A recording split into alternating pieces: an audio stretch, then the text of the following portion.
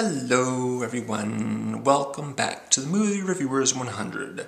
This is a collaboration channel featuring myself and 6 other guys. We review movies every week. We follow themes. We have themes, particular themes for each week. This week's theme is H.G. Wells, a science fiction writer. Now there have been some intriguing classic movies that have been reviewed by the other guys already so far. I am wrapping up the week with a movie that can only be described as the one to avoid. Definitely the one not to see. H.G. Wells wrote a novel called The Shape of Things to Come, and the movie, released in 1979, was called The Shape of Things to Come. But aside from that, the two do not have anything to do with each other. The story in the movie is completely different from the story in the book. In the book, it takes place in the future, but what it's about is the slow eradication of all different countries and governments and organized religions on the planet, and everything falls under the rule of one big, basically, state, a giant statewide, planet-wide state.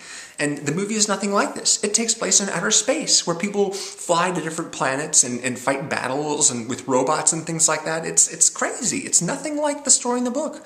Now, the reason why I picked this movie is because when the theme H.G. Wells came up, I looked on IMDb and saw his credits as a writer and saw what movies were based on his work and saw the title, The Shape of Things to Come. And I thought, hey, cool title. I'm going to check that movie out. Well, that was a mistake because obviously it's not a real adaptation book. All they did was just take the title and a couple of character names, I think, because apparently some of the names of the characters are the same as in the book.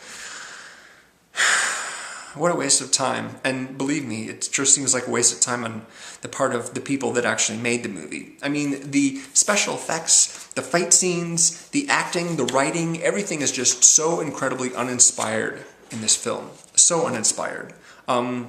Basically, there's a fight over the resources on a place called Delta 3, a planet that supplies anti-radiation sickness medicine to the people who live on Earth and on a colony on the moon.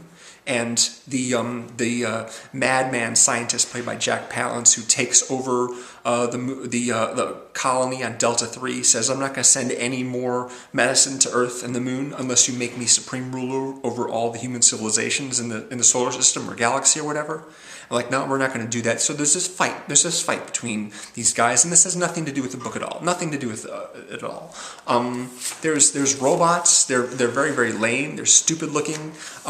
They remind me a lot of the Robbie the Robot from Lost in Space. They're just very, very awkward, and they all have like stupid, silly little personalities when robots shouldn't have personalities. Literally, my favorite moment out of the entire movie was when a robot lets a human accidentally get away and smashes a pipe out of frustration. None of these robots have any emotion whatsoever, and yet this thing smashes a pipe. That was like literally the best part of the whole movie. As I said, Jack Palance plays the villain. He's very hammy. Everyone else is just kind of bland. There's an actress named Anne-Marie Martin who is credited as Eddie Benton in this movie. She's like the only one giving a decent performance in there.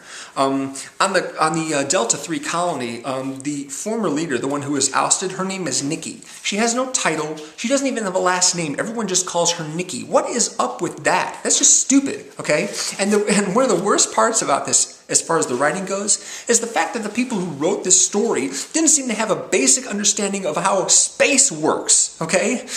If they start on the moon heading towards Delta 3 and they experience a malfunction along the way, they have to stop somewhere and repair their ship, right? So they're like, well, why don't we stop on Earth? I'm like, Earth isn't on the way to another planet. If you're leaving from the moon to go to another planet somewhere else in the galaxy, Earth is behind you. You've left Earth. It's gone. It's behind you. You're not stopping there. That's ridiculous. It's absolutely stupid. Anyway, I don't want to go on for a long period of time about how bad this movie is. It's bad. That's all you need to know. It's terrible, okay? Thank you very much for watching. Be sure to check out the other guys' videos because they are undoubtedly recommending films that any one of them more likely is better than this one. So, The Shape of Things to Come, please avoid. Thank you very much. Appreciate you watching. Have a good one.